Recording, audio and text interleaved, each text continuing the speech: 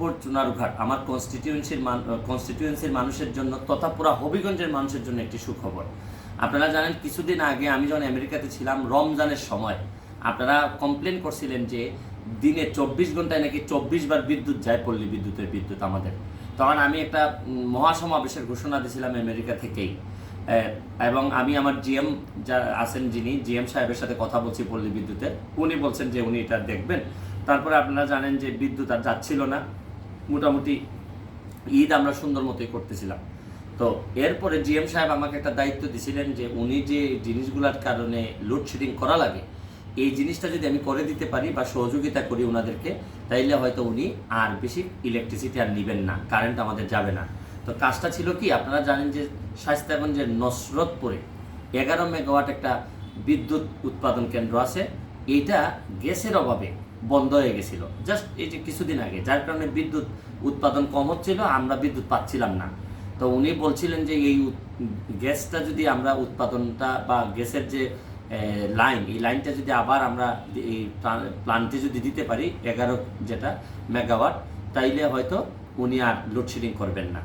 আমি পরবর্তীতে জালালাবাদ পেট্রো বাংলার চেয়ারম্যান এবং জ্বালানি সচিব ওনাদের সবার সাথে কথা বলছি, ব্যক্তিগতভাবে কথা বলছি।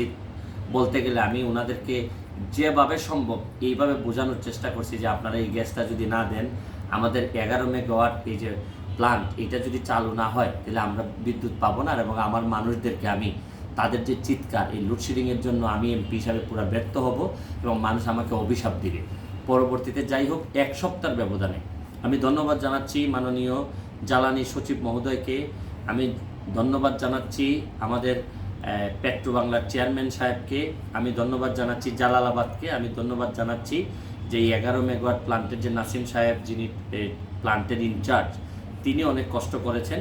তো আজকে থেকে এই গ্যাসের লাইন দিয়েছেন এবং আমি যতটুকু জানছি যে বিদ্যুৎ উৎপাদন শুরু হয়ে গেছে।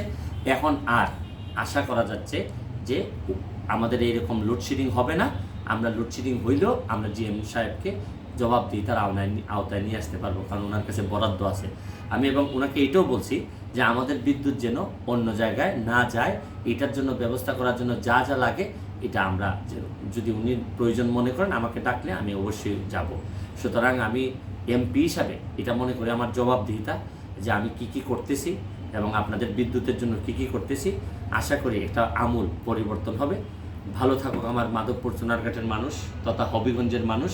হবিগঞ্জের মানুষ, টোটাল হবিগঞ্জের মানুষের, যেহেতু পল্লী বিদ্যুৎ শুধু আমার 2 কনস্টিটিউয়েন্সিতে না, পুরা হবিগঞ্জের এই জায়গাটুকুই আমাদের শায়েস্তাগঞ্জ পল্লী বিদ্যুৎ দিয়েই চলে। সুতরাং আমার বিশ্বাস যে পুরা হবিগঞ্জের মানুষ এইবার বিদ্যুৎ থেকে কিছুটা হইল, এই লোডশেডিং থেকে বা বিভিন্ন জিনিস থেকে কিছুটা হইল মুক্তি পাবে। তো ভালো থাকবেন আপনারা, সুস্থ থাকবেন। Thank you.